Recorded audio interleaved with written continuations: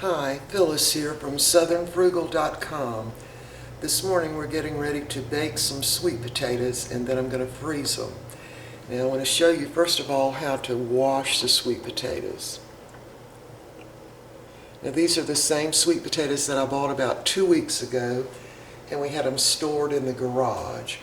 And all you want to do when you wash the sweet potatoes is just gently wash them off with your hands. You really don't want to use a brush because it will kind of injure the peeling and they'll kind of bleed a little bit when you cook them in the oven. So I'm going to show you how I do this. Just wash them off with your hands as best you can. You're really trying to get any dirt off that's still on them. So just gently rub them with your hands, and this is cold water. Then I put them over on a little towel to drain a little bit. Okay, that's all there is to it. All right, now we're going to put them on the baking sheet. Now, unlike baking potatoes, you don't really have to grease them or anything like that. So let me position this so you can see. There we go. So I'm just going to position them on the cookie sheets here. I do want to show you this one. I found one little bad place which I just cut right out, but the rest of them look really good. And I'm going to be baking these, and it's probably going to take an hour and a half at 350 degrees. And about halfway through the baking, I'm going to set my timer for about an hour, and then I'm going to turn them over, like just whatever side they were cooking on, I'm going to turn them over on the opposite side. And the reason for that is, if I don't, they'll get dark places on the bottom, and that's where the sugar has accumulated and kind of sunk to the bottom. So if you turn them over, you don't get all that dark on the bottom of them. All right, so I'm cooking 2 sheets full. Now, I did want to talk to you about the nutrition, and I did write this down this morning. First of all, they're high in beta carotene, of course, and they're also high in vitamin A. They have 438% of your daily need for vitamin A, and that's just with one medium sweet potato. 37% of vitamin C. They've got magnesium and, of course, lots of fiber. They are a complex carbohydrate. They've got, of course, antioxidants, and they're also low in calories. Now, the sweet potatoes are great for people who have diabetes because the sugars are absorbed very slowly. And I wanted to tell you one little quick story about sweet potatoes. When I was young, I asked my mother, when she went to school, what they took for their lunch. And this was during the Great Depression, of course, and she said mostly what she took was a sweet potato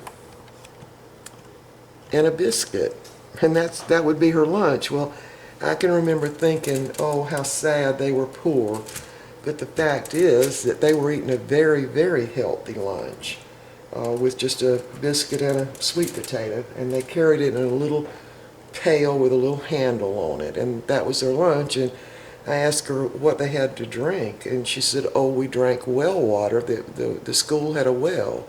So anyway, what I'm going to do now is put these in the oven at 350 degrees. I'm going to bake them for probably an hour. Then I'm going to just take them out and just turn them over so that they don't get that dark place on one side. And then I'll finish baking them probably another 45 minutes to an hour because they're very big sweet potatoes. Now, I wanted to just talk to you a minute about the difference between sweet potatoes and yams. Pretty much everything we get in this country would be sweet potatoes and not yams.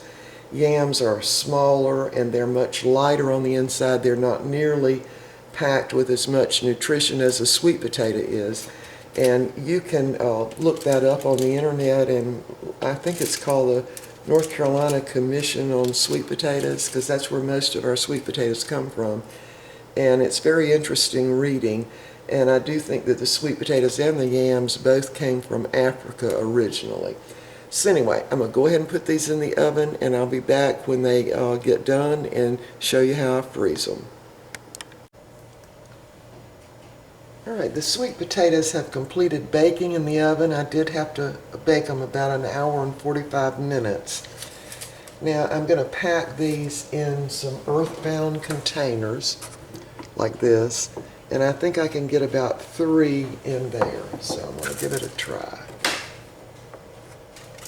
There's a very large one. And I've also let them cool to room temperature. I might be able to get that one in there also.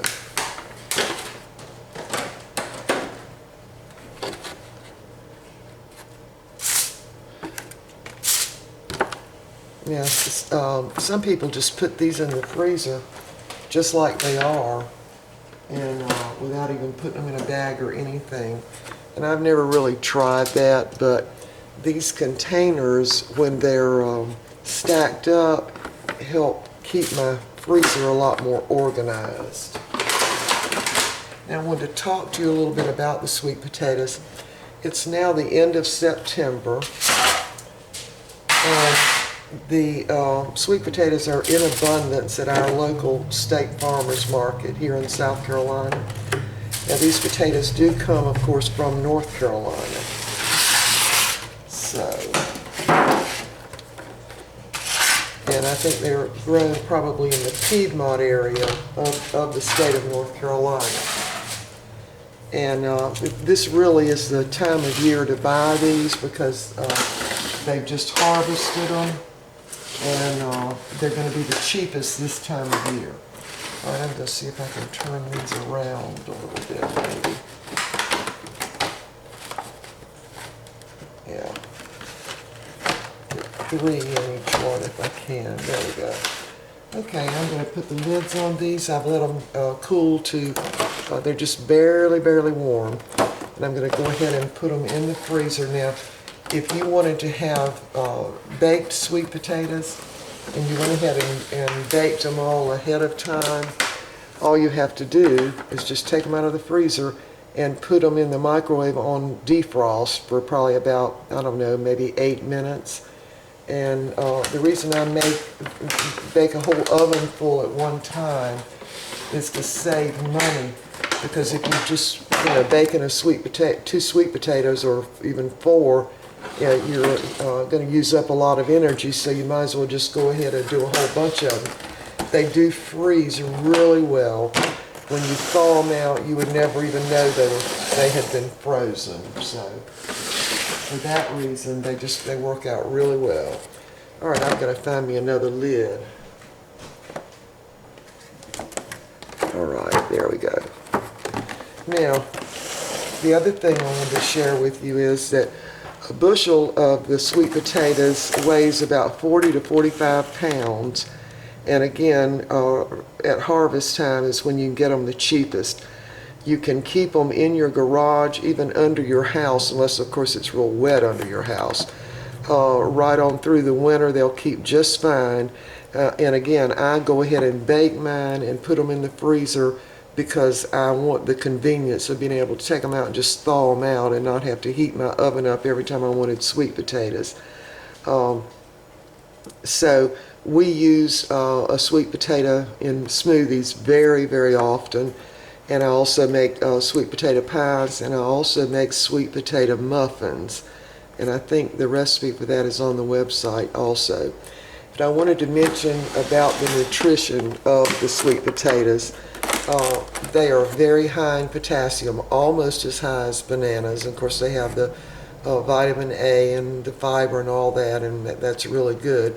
But one of the things that stands out most for me is the very high level of potassium, because they say that in this country almost everyone is deficient on the mineral potassium, and sweet potatoes are one way to get a lot of it, so you don't have to eat so many bananas all the time. All right, so sweet potatoes prepared for the freezer and ready to go in. We'll see you next time with another vegetable that I'll be freezing.